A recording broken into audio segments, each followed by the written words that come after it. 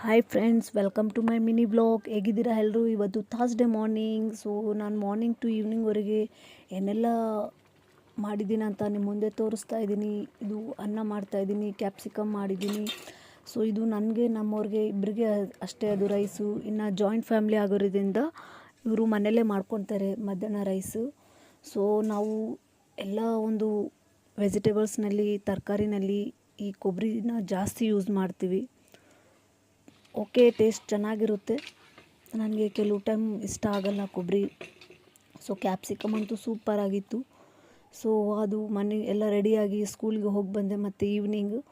So ನನ್ನ ಮುಖ ನೋಡಿ ಎಷ್ಟು ಡಲ್ಲಾಗಿಬಿಟ್ಟಿದೆ, ಯಾಕಂದರೆ ಮಕ್ಕಳ ಹತ್ರ ಹರಿಸಿ ಸ್ವಲ್ಪ ತಲೆನೋವು ಜಾಸ್ತಿ ಆಗಿತ್ತು. ಸೊ ಮೈಂಡ್ ಫ್ರೆಶ್ ಮಾಡ್ಕೋಬೇಕು ಅಂಥೇಳಿ ನಾನು ಮೇಲೆ ಬಂದೆ. ಆಮೇಲೆ ಬಿಸಿಲಿದೆ, ಸೊ ಬಿಸಿಲಿಗೆ ಸ್ವಲ್ಪ ಹೊತ್ತು ಒಂದು 10 ಮಿನಿಟ್ಸ್ ವಾಕಿಂಗ್ ಮಾಡಿದೆ. ಮೈಂಡ್ ರೆಸ್ಟ್ ಆಯಿತು, ಹ್ಯಾಪಿ ಫೀಲ್ ಆಯಿತು. ಫ್ಲವರ್ಸ್ ನೋಡಿ ಎಷ್ಟು ಚೆನ್ನಾಗಿದೆ ಅಲ್ವಾ? ಸೊ ಫ್ಲವರ್ಸ್ ನನ್ನ ಫ್ಲವರ್ ಗಾರ್ಡನಲ್ಲಿ ತುಂಬ ಬಿಡ್ತಾ ಇದ್ದಾವೆ, ಅಲ್ಹಮ್ದುಲಿಲ್ಲ.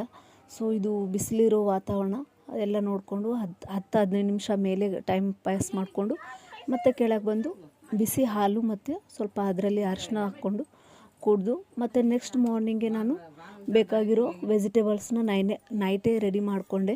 ಯಾಕಂದರೆ ಬೆಳಗ್ಗೆ ಇವೆಲ್ಲ ಮಾಡಬೇಕಂದ್ರೆ ಆಗಲ್ಲಲ್ಲ, ಸ್ವಲ್ಪ ಬೇಗ ಆಗುತ್ತೆ ಅಂತ. ಸೊ ನೈಟು ನನ್ನ ಭಾವನ ಮಗಳ ಹತ್ರ ಟೈಮ್ ಪಾಸ್ ಮಾಡಿದ್ವಿ, ಅದು ಆಡ್ತಾಯಿತ್ತು. ಸೊ ಇದು ಆಗಿತ್ತು ನಂದು ಮಾರ್ನಿಂಗ್ ಟು ಈವ್ನಿಂಗ್ವರೆಗೆ ನನ್ನ ಲೈಫ್ ಸ್ಟೈಲು. ಸೊ ಫ್ರೆಂಡ್ಸ್, ಇದು ಹೇಗಿದೆ ಅಂಥೇಳಿ ಕಮೆಂಟ್ ಮಾಡಿ. ಇನ್ನೂ ಇಂಪ್ರೂವ್ಮೆಂಟ್ ಇರಿದ್ರೆ ತಿಳಿಸಿ. Thank you for watching.